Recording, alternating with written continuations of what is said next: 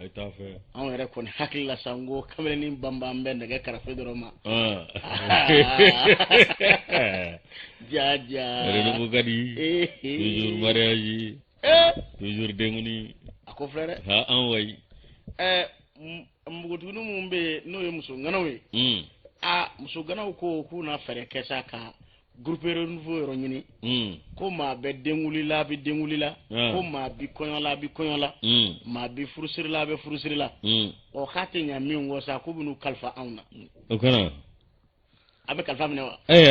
ni kalifa ɲana cogo dɔ la yaro yɛrɛ b'i kɔrɔ kan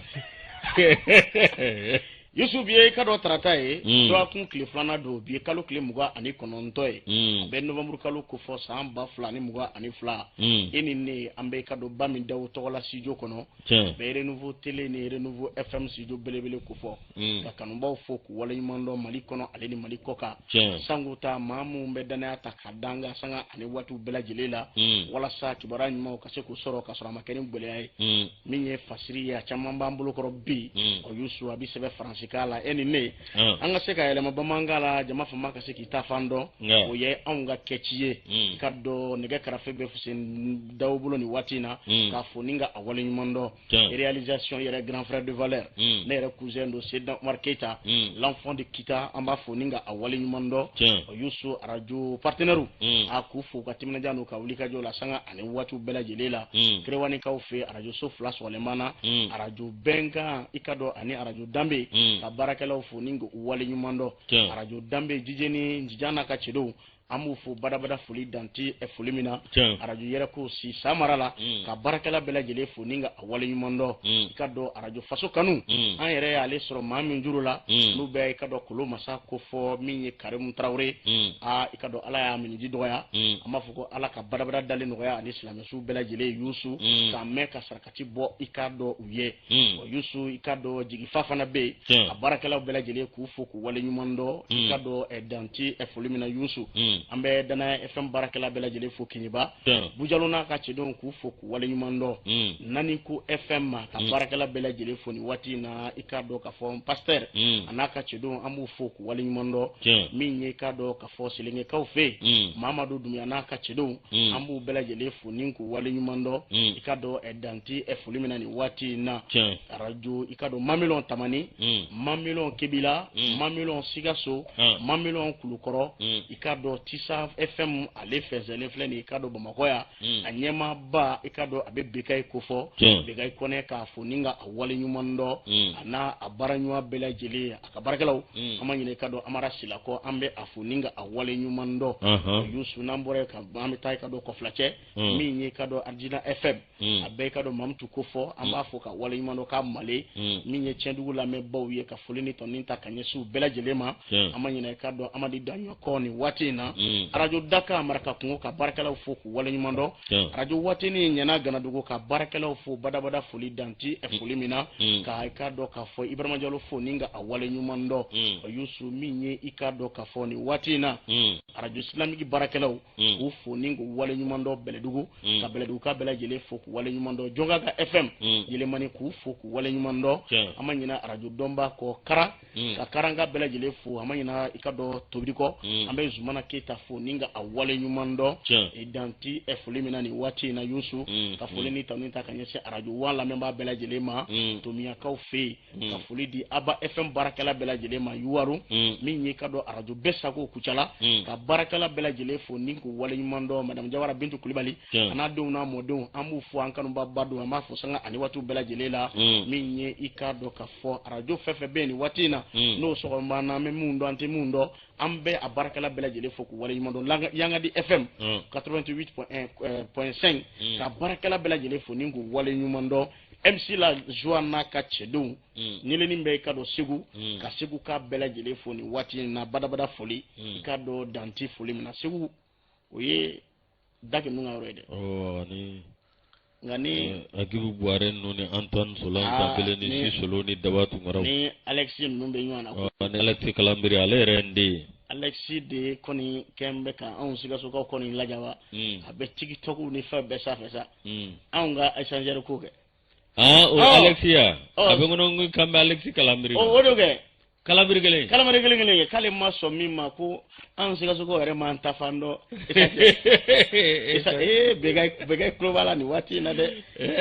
Alex kalabiri akone jera la ale ndedi sabena ngamo Alex journaliste Alex abina fo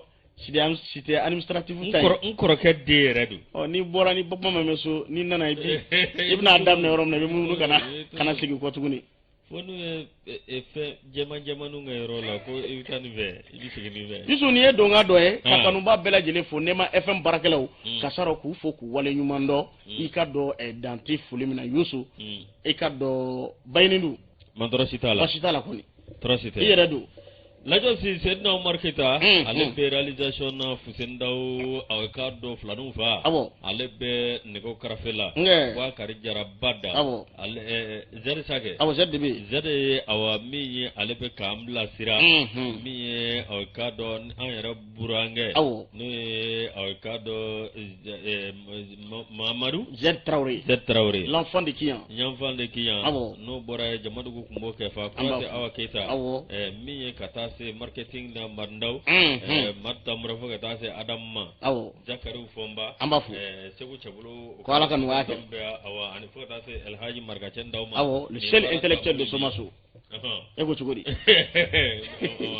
amena lajosi ne kuno foni folo anti do akono nga do akono abana yusu indicateur juro nouveau ale de kumana ninye ka do boko basaba ikado keme woro bisege ani kele biye trata e kalo kele muga ani kono ndodo novembre kalo samba fla ani muga ani fla ako minye ka do gafo la fasa je kulu fla mimbe critique la ma otola samni silima kile duru barajo ku ya damne bi o yusu abi seto ikado sinna yelema bulu mi no tambe ka kiribon segere ni wati na akolutu uyere akoko ni konnana parce que ba ko barajo mbi damne ka keni bi kalo kile muga ani kono ndoy novembre kalo samba fla ani muga ani fla nya fongo mi ikado kile duru bonyo ngodo nunga la inuma sabati yusu kube do wara fara akade akomi yelema bulu mu no tambe ikado ka kiribon segere ni wati na o yusu mi ikado lafsa jekulu nununye oluko ni ajira ka fo kulutu uyere ya kono fiu misali la wala sakata sigana fiambola sambi woronduru ma soro ka bonwa imanga ke critique la mai ble ikanga critique baro ningo ojo uko ni ajira ka fo minga sara kura mindama akodala ukembe ninga mono boka tabla ikado ka fo biworo ani kono ntombo nyongola okumi ni critique la mo yo oluko ni ajira ka fo olutu yere ni kono ode kamo uni gouvernement siga fo ko ninge ukaseka ko inaje jinyama dole na chugomina wala sa ubuseka ben vola chugomina o amanya mi ngoni ngo o kunungu uyenywanye boloda unenywanje critique la mo ka la fasa jekulu ani kado gouvernement o kumanya akoko nina ya damne so ngadai na kle duru bonyongo barabla mbito sina malifanda ani nani bela jelela sanguta mamumbe kado samuni silima konna na yusu ulu koni ikado kuna barabla ngoni nge anyemo o fasilike ba koni ya jira ka fo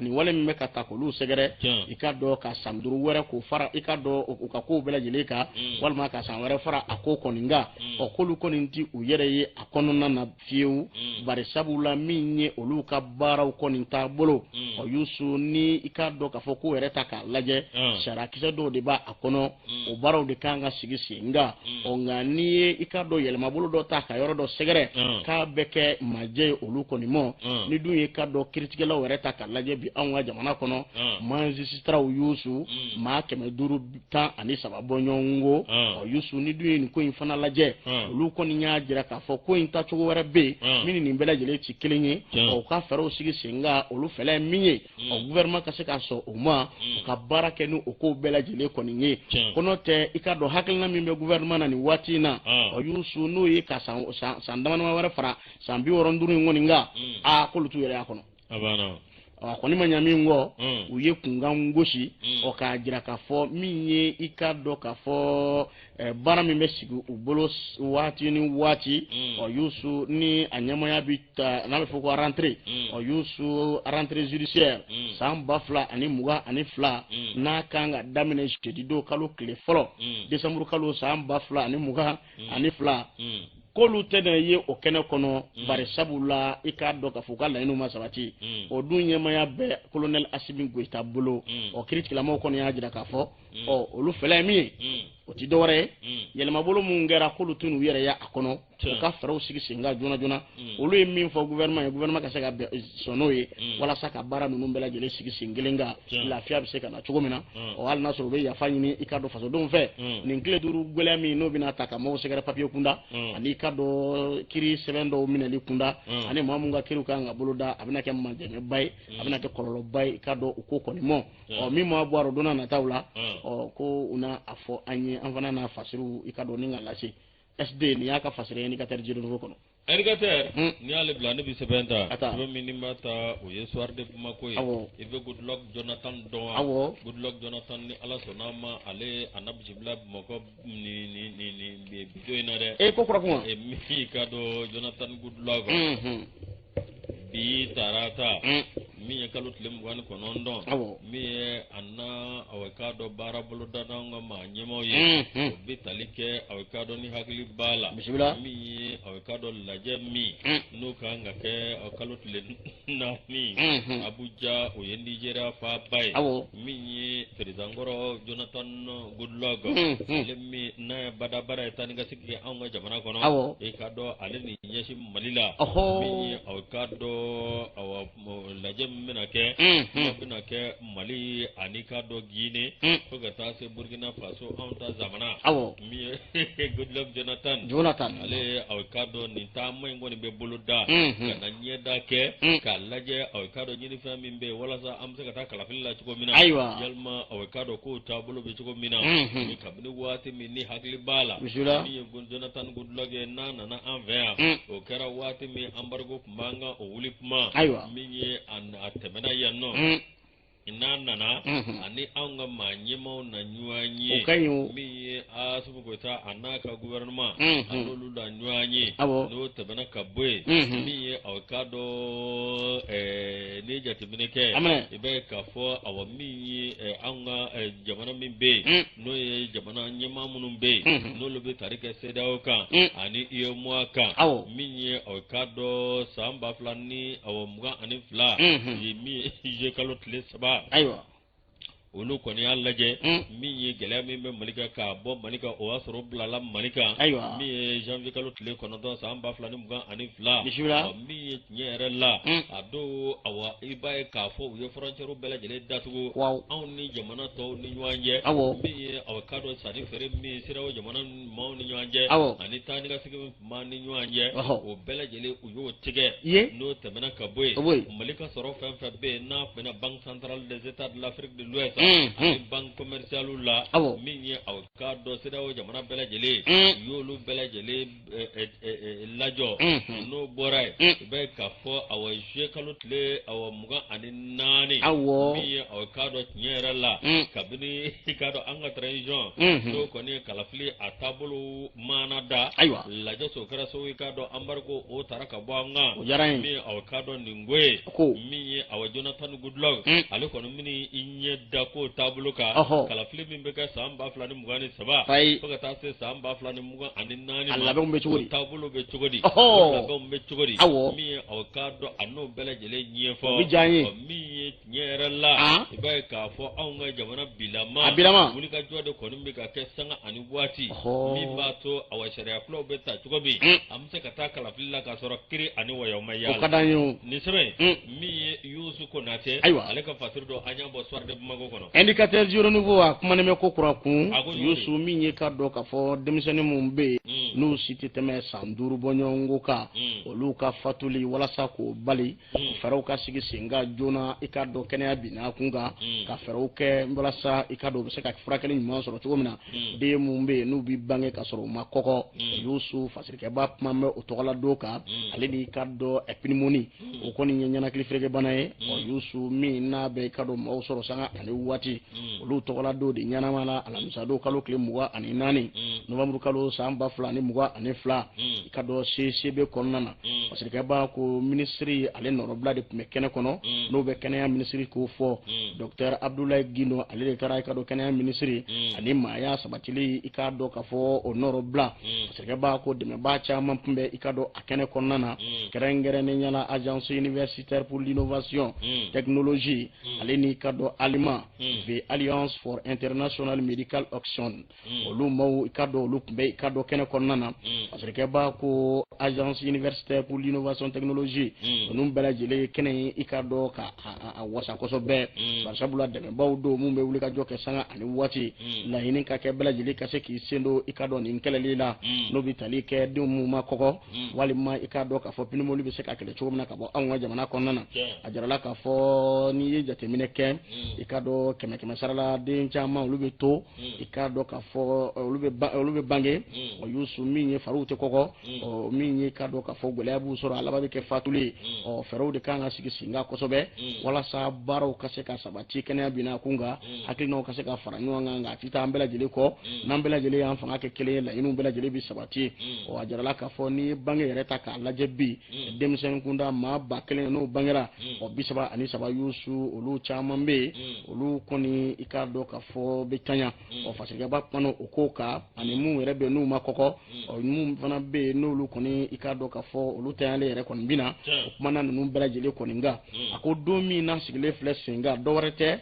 mi de ba jekulu ni kado faso de kelengeli na bela jele anga fanga ke kelenye de ma so fora ikado ka fo de me bawo ni gouvernement bela jele ka wala sala ni ga ke kelen ambe ka wuli ka kumbe ni frakali mo ni baro yere sama jele koninge mi agence universitaire pour l'innovation technologie amanyema Dominique Ekeli Fak ale koni pumana akoni ko tiendo olu de me bawo yo wuli ka jo chama nge jamana konnana wala sa ni nanyo no bisika kale chumina anwa jamana kono o wuli ka jo yi kado tinu bolo tigifio we do fara chesiri ka sanga ani watu bela jelela wala sa la ini mimbu bolo ikado la inu bisika sabati chumina ne frakali nyimo ni kibara nyimandile mawmo fe munganga sigisinga wala sa ni nanyo na walu no yi kado demsenu mbe no lu fuma koko o yusu nu bangara te sanduru soro ubitanya o kashe ko kele ka bo anwa jamana kono gwele adobi o wuli ka jo koninganga ka bela jele fe akodala ndime ba chama mana akufa mve nga ministry norobla no be kenya ministry norobla ko fo docteur Abdoulaye Gindo ale fana yi wasa do kuma kele na akodi ye ka do bela jele kungoye angantike di nyo ma ka do kenya siraka o la ini mingara fero bi sigi singa gouvernement ka demeni deme o ko ndina ko tige fio o mamu fana ba barala ni wati na projet be mamu mbolo ani mamu be fana no ye ka do de ba nyo ye o yusu ku tige bi to nyo mbolo wala sala ini bela jele ka se ka sabati o num bana num be se ka kele chuma na anga mana kono sango ta nina kilifrege bana o ye bana ye bibi na mi na nyonya le me kosobe o abeka maw soro abika maw dadangari mawla o dindanu fana ta o fero bina sigi singa wala sa ako bela jele jamana bi siki yere ya koro chugo mina wala sa ka dangare akola nga kambela jele ka ansiendo ni koina wala sa dindanu o kado luka tayali chama mi sika bwala chugo mina ka keni chesiri ni wuli ka joy e jamana konna na yusu aba dogo madame Mendo madame do de madame Watara do de madame Mandala ko chugodi e ko ragata Mandala ya grand frère do maraga che ko ragata Mandala ya ko chugodi daramana lu kone ko ragata wa ala ndwan Anton ko ragata wa moro ko ragata e ko chugodi ambe ko ragata c'est na korogete wa attention il a des femmes nous on a un femme nous on a un femme ala ka ngura ja abiyo lajazi ne ambe indicateur ta indicateur awa minye nyere la ma dobe olube jimiye awa kado wulika joke wulika jo awa minye nu tukandira ku ba yorola lasi yanu ka jamana sagoke ani jamana dun ani sigida dun sagoke olubu ta ka yere sagoke minye awa kado angata yoro jume sajula miye sajula ka ko ni awa kado ka jakulu dobe no association ensemble pour la commune de Sajola EPC Sajola lajosi awakado Sajola ka wu awakado olu belajele olu de farlanyo kanin jakulu sikisenga minye société civile dugubina naani ani wɔɔrɔ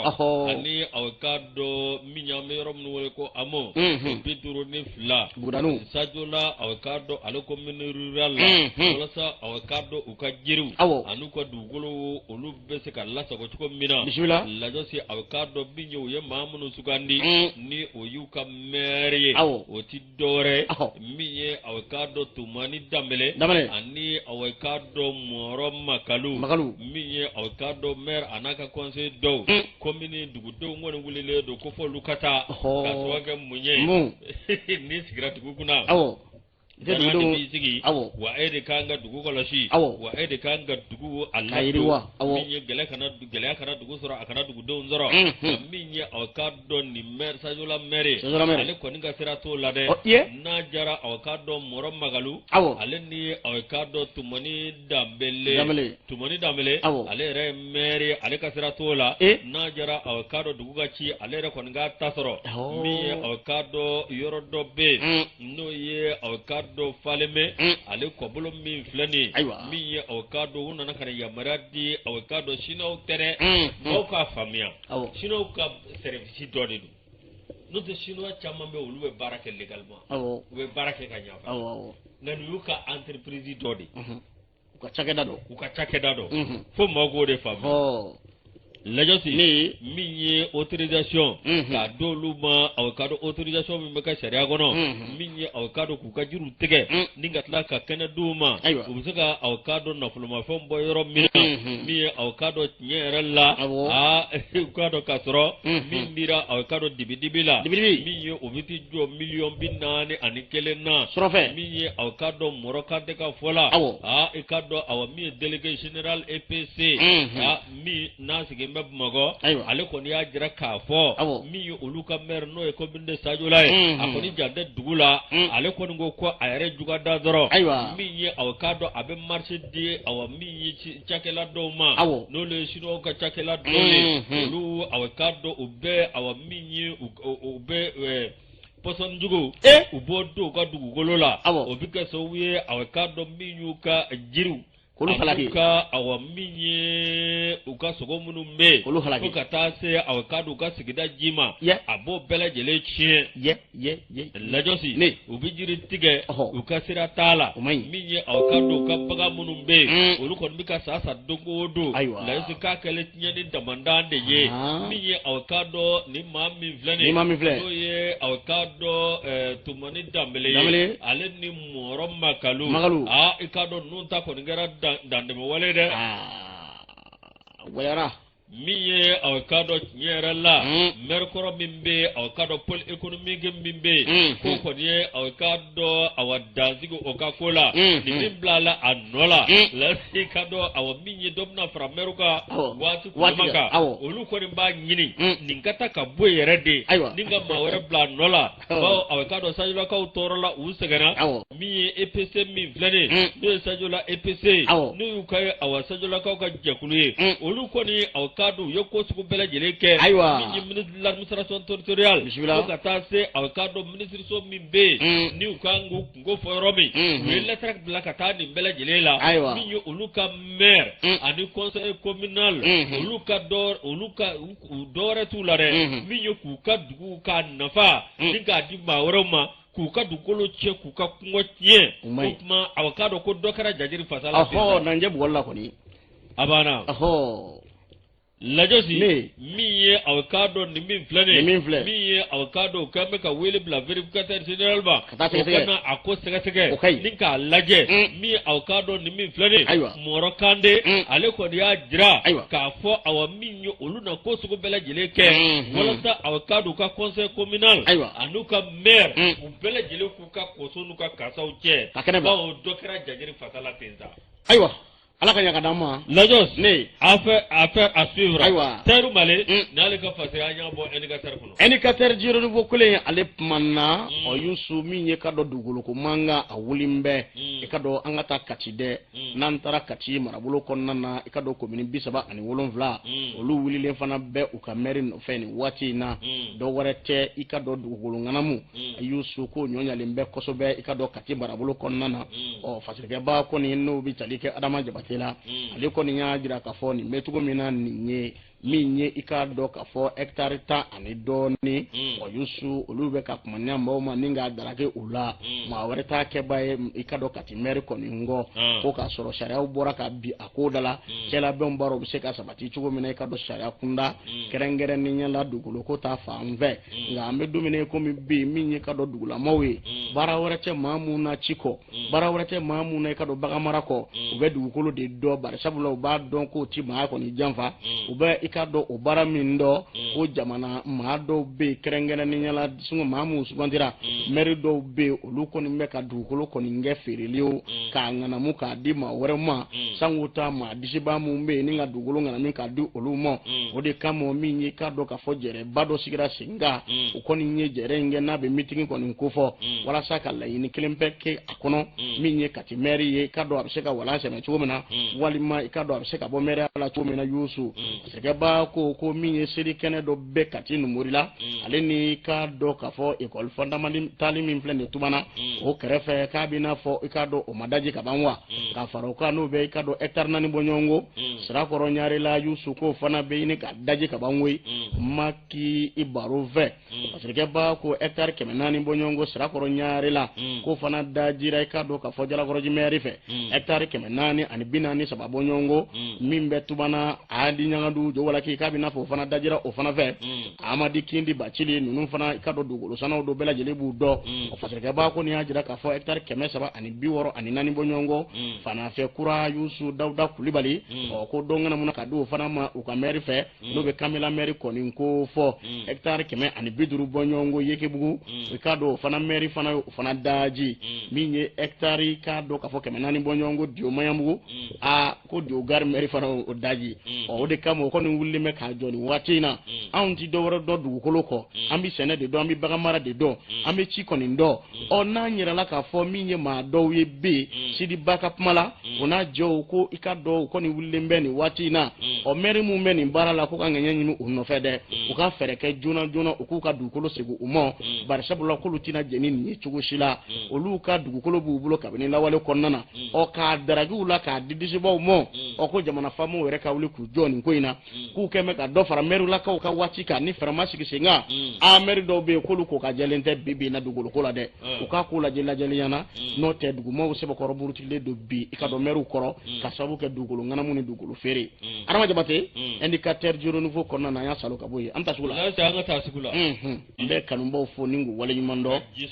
jisuma min k'i lafiya awɔ o bɛ kɔmɔsɔrɔ ko k'a diya an ka musokɔrɔba ɲuman k'an ya Aja Sanogo an bɛ a fo i ka dɔn zɛrɛni na nin waati in na tanti Jaba Madame Sali ka foli lase a ma min ye ka dɔn Adamu Sisoko ye an ka musokɔrɔba ɲuman don maître Demba ka musokɔrɔba k'a fo barabara foli la danti foli min na Yusu an ka taa an bɛ ɲa fana bɛ Kayi an b'a fo ka groupe commerce PDG ba Abdoulaye Mayiga k'a fo ni ka waleɲuman dɔn Lazi ne min ye an bɛ indicateur ta ata indicateur awa min ye service de domaine a k'u ye record bati dɛ wa nafolo min kan ka ɲini o tɛmɛn'o kan wa lajɛsu tun bɛ ka min ɲini min ye miliyari 100 ni miliyari 55 ye lajɛsu u tɛmɛn'o kan o diyara n ye min ye aw k'a dɔn tiɲɛ yɛrɛ la awɔ bɛ k'a fɔ awa direction nationale de domaine lajɛsu aw min ye a jiralen bɛ k'u ka aw k'a dɔn miliyari aw k'a dɔn 100 ani miliyari 51 ɲini nka min ye tiɲɛ yɛrɛ la i ka dɔn ninnu kɔni ye baara sama ni ka baara kɛ ka wuli ka jɔ kɛ ala ni ministre min bɛ n'o ye Birahima Kamena awa k'a dɔn ale ka maa sugandilen n'o ye Abdoulaye Diko ye ani a ka baarakɛlaw maa ka hakɛ to lajɛsi kunnafoni bɔra k'a bi araba don novembre tile 23 san 2022 directeur national de domaine Abdoulaye Diko awa k'a dɔn min ye tiɲɛ yɛrɛ la i k'a dɔn ka lajɛ dɔ kɔnɔna na min ye service min bɛ n'o bɛ tali kɛ domaine na lase aw k'a dɔn min ye tiɲɛ yɛrɛ la transition maa ɲɛmaw ka taa se ministre min bɛ n'o ɲɛsinnen de aw k'a dɔn an ka dugukolo ko n'an ka sogo ma Birahima aw k'a dɔn Kamena ale kɔni ye aw k'a dɔn an ka monsieur de professeur anga monsieur do professeur awo mi ye professeur Brema Kamera ale koni aw kado foli ani tanni ani kado aw mi ye nyera la o lase ma ko fale mama no abla diko nale domaine ma nyamai baranyana la josi dorete mi ye ay wuli ka jom minge ka bara minge min ba to ka soro ka soro mulu soro e soro abse ka yoguba chuko mina ka bara ka nye kono nana ka bara ka sharia kono nana aw kado ayo bela jeleke lasu ode kono nana sa mi ye okalo tle bisaba octobre kalo tle bisaba ngele tamba flanu muga ani fla mi ye aw kado nyera la iba direction nationale de domaine mi ye aw kado iba ka fo wuli ka joba ke mi ye wuli ka jo ani sababa bena mi ye ka barata ubulo flala ni ministre ka janye no ye au cadre ministre de l'urbanisme de l'habitat des domaines et de l'aménagement du territoire et de la population no ye au cadre kamena professeur kamena au cadre no ka janye wore bonya masengi ka jesi numa mi ye au cadre mi ngunyine nedo milliard kameni milliard biduru ani kelena ka venye la josi gambi ye abla digo e cadre ale nale wuli ka jo suko bele jileke ka galabu do aw ka do aka barakelaw la min ye ale rekelende na ka barakelaw bele jilede do ya menyema ko banyumo de be min ye aye aw ka do ijiya kuye yu jiya ke nwanye kata tayi ko kata se milliard keme ani milliard biduru ani million keme ani million bisabani saba ana ngamve barakai la josi o ba jira ka fo keme jo min ye uye keme ani saba de ke min ye awkado milliard nani uyo fara awkado uka soroka mi awkado tinyere la kabini mi ye domaine na damne na direction nationale de domaine ko kabina sigira domi kama ni nywa na barake wa mani nywa na nyeta soro mi ye awkado amani nywa na wasafa na soro o de ko nan nasa bismillah mi ye awkado digo ale awkado tinyere la ina fu wati dola awkado conseil de ministre dobe minye ministre de l'économie et des finances kata se jamana nyemama no bela jele taninta kalese amma lasi awkado minye nyera la baraka sunyima professeur kamena Brema Kamena aye mami zugani ale recce sirlendo anga dugolokola minye ale recce sirlendo dugoloko absika kechugomi ka soro gele amado alla ko jena kani mai zugani zugani le awkado karasowe minye barato alibi awakoloka do ala barato alibi akayirwa kata lajosi minye satamgalo tle mugan temene wiye medai takadi abla digoma ka wulika jo anaka bara uye chevalier de l'ordre national du Mali ya ke tega kuma da ode ya ka fasire anya bo chevalier ni ko so de bidima wa Jonjo do ka do fara ga chesirika abana 22 septembre ale mana oyusu atime kalu bisaba bonyongo an yere ka sima glan izine yusu minye ka do sima wi aboro folo andena oye ika do anyela wa fasirike ba ko tigere ka nga fode sima Sahel Mali SA ningo ni ka do izini belebele mimina joli damine an ga jamana konnana mimmi ke sababu ni nga an lafiya yusu AM Touré ni yaka fasiriye ako minyi ka do ka fo ma chamamba de ulu de koni ndara ika do ka fo bema o yusu o be ka do nyoro Sahel koni ngofo parce que ba ko délégation chamamba gouvernement to kola kerengere ne nyala ministre mimbe no nyesimbe jagoko ale ni ka do izini ko mo Mahmoud Ould Mohamed ale krefe minyi ka do ka fo la ministre du Traoré jiko ale ni kurango o ministre do Umaru Jara ale fana ministre minyi sime adamadian deme afabe kene atigla mo krefe o yusu ale fana pembe akene kono ni bara nunu bela jele dala tigala alamsado kalo kle mugo ani nani novembre kalo samba fulani mugo ani fla yusu president yu chikata no be ka do colonel Assimi Goita ko fo do warate min ye birikiden fɔlɔ dɔw k'a ma ko Tufade Yusu i k'a dɔn k'a fɔ ale bɛ se ka sigi senga cogo min na usine belebele min n'a bɛna jɔ siman bɔ kama anw ka jamana kɔnɔna na Siman Sahel Mali SA parce que b'a ko bɛɛ a bi jɔ e de cercle de Djema n'a bɛ ka dɔn Nyoroji Sahel kɔni ko fɔ parce que b'a ko maa ba caman tun bɛ a kɛnɛ kɔnɔ ŋaniya taba o ye PDG ba ye groupe Sako Holding Elhaji Mohamed Sakɔ min ye ka dɔn directeur Afrique partenaire investisseur Yusu ale tun bɛ a kɛnɛ kɔnɔna na Yusu min bɛ tali kɛ maa mun bɛ n'olu kan ka wulikajɔ bɛɛ lajɛlen kɔni kɛ ninnu bɛɛ lajɛlen tun bɛ i ka dɔn kɛnɛ kɔnɔna na parce que b'a ko min ye i ka dɔn k'a fɔ Agibu Danbɛlɛ ye ale tun bɛ i ka dɔn kɛnɛ kɔnɔna na président n'o bɛ i ka dɔn Asimu ka ciden kɛrɛnkɛrɛnnen kɔni ko fɔ gouverneur min bɛ i ka dɔn Nyoroji Sahel colonel major Ali A Aidara ale tun bɛ i ka dɔn kɛnɛ kɔnɔna na monsieur le maire n'o bɛ Bɛma maire ko fɔ Madi Kaja Jawara fo ka taa se dugutigi mɔ n'o bɛ i ka dɔn Majɛngɛ Jawara ko fɔ parce que b'a ko maaba caman tun bɛ kɛnɛ kɔnɔ dɔwɛrɛ tɛ min ye nin birikiden fɔlɔ a ka se ka sigi sen kan n yɛrɛ ɲɛna Yusu a kɔni bɛna kɛ sababu ye ni ka baaratanya kɔni gɛlɛ min ye k'a dɔn k'a fɔ ŋaniya taba i k'a dɔn n'o ye Sako Holding kɔni ye wari camanba de bɛna don i ka dɔn nin ko in kɔni da la barisabula a hakilinaw sigira sen kan dɔwɛrɛ tɛ maaw bɛ se ka lafiya cogo min na min ye ka taa siman don nin yɔrɔ wɛrɛ la wa a bɛna fu siri o dan na barisabula nin bɛna kɛ anw yɛrɛ ta ye Yusu min bɛna kɛ sababu ye an bɛ sin k'a ta dɔrɔn ka don jamana kɔnɔ a banna a bɛ bɔ Bɛma dɔrɔn ka na n'a ye parce que b'a ko min ye ka dɔn k'a fɔ ministre min bɛ yen n'o ɲɛsin bɛ jago ko ni usine ko ma Mahamudu Ould Mohamed ale sɛbɛkɔrɔ nisɔndiyara a kɔni ko nin ye baara bolodalen ye olu bolo yiriwa baaraw don min kan ka fɔ min kan ka tanu min kan ka jija barisabula n'i ye jateminɛ kɛ bi bi na jamana fɛn fɛn bɛ yen n'o bɛ yiriwa usine bɔ i ka dɔn o jamana kɔnɔna na usine mana caya o bɛ kɛ sababu ye ni ka na ni yiriwa ye ka baara tanya ni k'o kɛlɛ ka bɔ anw ka jamana kɔnɔna na ɲɛda min bɛ i ka dɔn nin baara in na ani hakilina min bɛ i k'a dɔn k'a fɔ a ɲɛmaw yɔrɔ Elhaji Mohamed Sakɔ ko k'a fo ni k'a wale ɲuman dɔn a ye nin hakilina min ta i k'a dɔn ni ka jamana kɔni sɛgɛrɛ o bɛɛ lajɛlen n'i ka fasojɔ cogo don nin ye dɛmɛba de min bɛ kɛ sababu ye ka ŋɔni caman bɔ jamanadenw sen na barisabula a bɛna kɛ sababu ye ka baara ba kelen Yusu ko de sigi sen kan a tɛ tɛmɛ o kan parce que b'a ko a ko min ye nin ko in bɛɛ lajɛlen kɔni ye nin ye wasako ye anw bolo nin ye tanuko ye anw bolo o de kama Elhaji Mohamed Sakɔ a ye nin ŋaniya min ta ni ka jamana kɔni sɛgɛrɛ min n'a bɛna dilan anw yɛrɛ fɛ yan n'o bɛ siman yɛrɛ kɔni ko fɔ kalo 30 bɔɲɔgɔnko bɔrɔw bɛna bɔli daminɛ maaw bɛ se k'a sɔrɔ cogo min na nɔgɔya la ka sɔrɔ a ma kɛ ni gɛlɛya ye a bɛ bila o minɛ de kɔnɔna na barisabula baara in kɔni bɛna daminɛ a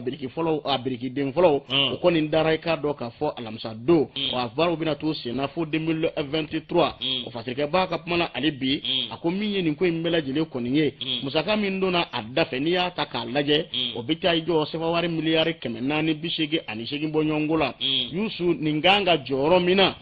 Bɛma dugu bɛɛ lajɛlen bɛna yelen bila a bɛɛ kɔnɔ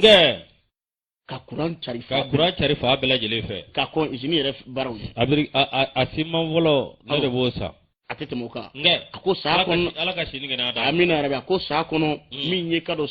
siman tɔni 6 miliyɔn bɔ ɲɔgɔnko k'a b'o de bɔ Sakɔ ye kuma fɔ Sako Holding a ye kuma ta a ye folili ta min ta ka ɲɛsin an ka jamana ɲɛmaw ma u ye danaya min ta ka ɲɛsin ale mɔ nin baara yɛrɛ sigili la ko ni Ala sɔnna ma danaya minɛn tɛ jɛgɛ fiyewu a y'a dɛmɛbaw fo ni k'u wale ɲuman dɔn kɛrɛnkɛrɛnnenya la maa mun ka na fɛsɛfɛsɛliw n'a baaraw bɛɛ lajɛlen sigi sen kan expertise technique o baaraw sigili la sen kan ni Marokɛndo k'a ye o fana fo ni ka a wale ɲuman dɔn a fiyɛfiyɛ ye hectare 20 bɔ ɲɔgɔnko de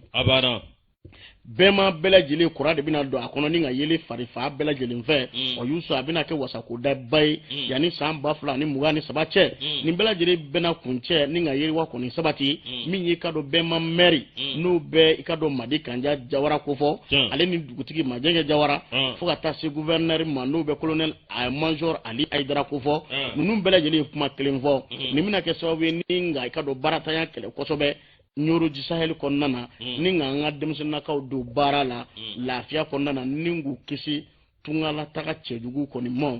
Sako Holding a Yusu ko sani u ka nin baara in bɛɛ lajɛlen kɛ u taara foli lase kabalakaw ma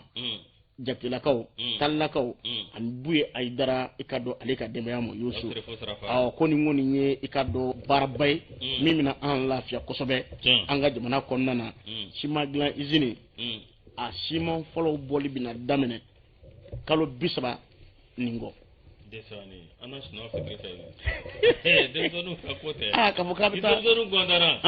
wo go suna ma yere faka abana de adro kungo bezo abana go sheju doni ka mo de me ka febe place atite moka fitri fe buta ka tula 22 septembre ya salvo o ka da yin ko wisna ka ni fitri fe awo lajosi ne ambe bakari kulubali fo awo mi akado nyera la awo bakari kulubali barjo bakari kulubali ga ale be sakol dinglay amafu lajosi ne ambe sebenta le gido awa mi milliard bi konondo ni konondo ani da kon be warla bide milliard bi konondo akana itakana na ke foli de se fa warila awo obitalike akado mi kanam aleka awa budget sam 2023 baranyana lajosi awo minye anga jamana e be ka fo awa minye wala sa jamana dun olumse ka furaka sin soro no gala chuko minye kanam oyo sababu ye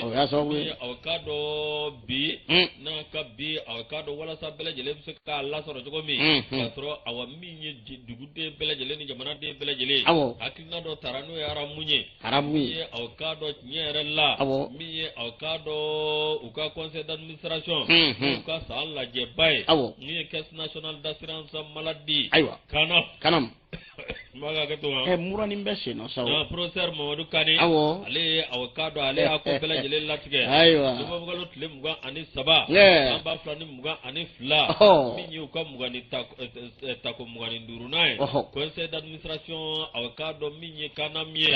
wode konna nasa bismillah c'est général de brigade de Boubacar Damele ani avocado abarka nyaw olu mbekene kan barayana muga ni na nina lasi bae ka fo awami desangalo tle biswangale samba flani muga ani kele lasi ibae ka fo awafemi no bora kabe mi avocado musakau ani soro ni soro mulo soro lasi 2021 na okara milliard bi wolom flani duru se fa warla lajosi miye avocado no temena kabwe miye avocado ibae ka fo wulika jokera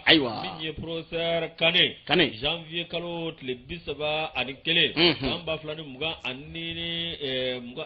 samba flani muga ni kele lasi avocado milliard binani ani nani na kungamve ikado awamiye nyera la uko ni blara avocado mununi kanam ube barake nywanfe namolu wele ko organisme de gestionnaire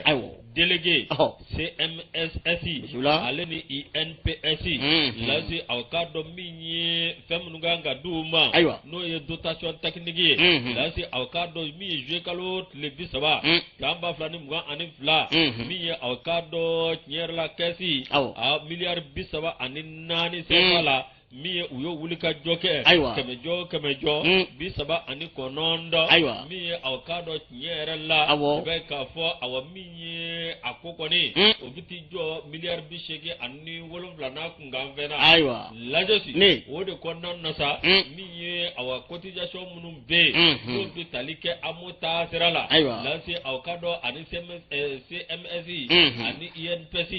mi avocado no bitalike kanamga obiti jo avocado milliard bi sabani saba ana ngamvena parakai obakira kemejo wulika jo bi saba ani konondo lasi obajira kafako nyeta bi ka sabati bi avocado awami cotisation mimbe no o kungenye blai obmiti jo avocado milliard bi shege ani durula lajosi gani ni mbela jele taka laje ka fo professeur Kane ka fola ako wulika jo ani sababa bena minye avocado fa mimbe no immatriculation avocado awami no talike aramu yere konnana minye avocado anga awo forba chakero anike yere yola lasi anikado mawere munum be munu avocado olubela jele nyina do ala lasi no temena kaboy mi aw ka dɔ fɛn minnu bɛ yen i ka dɔn n'o bi tali kɛ formation sensibilisation baarakɛlaw ka taasira kan ani aw ka dɔn wulikajɔ min bɛ yen n'o ye bolola baarakɛlaw ye ani aw ka dɔn sɛnɛkɛlaw fo ka taa se aw ka dɔn baarakɛ yɛrɛ baarakɛlaw ma commerçants ani artisans bolola baarakɛlaw lajɔsi ani aw ka dɔn fɛn minnu bɛ yen ni olu kɛn bɛ ka farankun baara kɛ lasi aw ka dɔn san 2020 ani 3 min ye kana min ale kɔni gɛn bɛ k'a jira k'a fɔ ni ala sɔnna ma min y'o ka sɔrɔ ani aw ka don ka ko bɛɛ lajɛlen ko nata bɛɛ miliyari 900 ani 90 ma miliyari 90 ani 9 miliyari 90 ani 900 ana kunganfɛ miliyɔn caman lasi o b'a jira k'a fɔ kɛmɛ jɔ faranga min kɛra o ti jɔ 13 ani 46 la barakɛ aw ka dɔn fɛn min bɛ miliyari 71 ani 1 lasi aw ka dɔn tiɲɛ yɛrɛ la ko awa n'i y'a ta k'a lajɛ kɛmɛ jɔ 72 ani 2 lasi fɛn min bɛ n'u y'o u kan ka min don sɔrɔ sira fɛ ani taaɲɛ sira fɛ min ye ani ka dɔn minanko sira fɛ lasi o wari bɛ t'i jɔ miliyari 7 a n'a kunkanfɛnna lasi hali u ka siège kura min bɛ yen u ka u jabala kura u ka o jɔ transport ani aw ka dɔn subahana mansin minnu bɛ yen olu bɛɛ lajɛlen b'a kɔnɔna na aw ka dɔn olu bɛɛ lajɛlen na baara min ye aw ka dɔn professeur Kane ale kɔni y'a jira k'a fɔ tiɲɛ yɛrɛ la min ye aw ka dɔn ɲɛmaa min bɛ yen n'o ye aw ka dɔn colonel Abubakar Dambele général de brigade Abubakar Dambele ɲɛtaa kɔni bɛ ka sabati wa a ka baaraw ni sababuba bɛ ka bɛn ni a bɛ ka wulikajɔ minnu kɛ min b'a to nin baarakɛyɔrɔ in a bɛ se ka sanuyɔrɔ sɔrɔ cogo min na k'a bɛɛ lajɛlen ni sababa bɛ ka bɛn nin sɛbɛn a ye nin bɔ aw ka dɔn lekiro kɔnɔ nin ka bɛɛ lajɛlen ka se ka furakɛli ɲuman sɔrɔ ka yuruguyurugu kɛlɛ arami ni ka dɔn amu o kɔnɔna na n'o kɛra sisan maaw bɛ lafiya an bɛɛ bɛ furakɛ a banna n'o tɛ a fɛn kuma a man kan ka yɛrɛ ko ne b'a dɔn jɔn ka evre nin ya Amadu Tuman Ture ala ka hinɛ la amina rabi l'administration est une continuité ko sa bɛ bu dɔn a bɛ kolo dun a tɛ to a dɔn dɛ kɛwale ɲuman n'i y'a da hali talen ko a bɛ fɔ an ka ɲuman kɛ an ka baara ɲuman kɛ an ka cakɛdaw la n'a ma fɔ an ɲɛna Yusu a bɛ fɔ an kɔ o y'a tɔgɔ dumanama ye dɛ ni dun ye i ka dɔn a kɛcogo wɛrɛ la a to a jugu fana bɛ f'i ma dɛ Yusu i ka dɔn nin bɛ dan sigi bi dɔnkibaru la nka laseli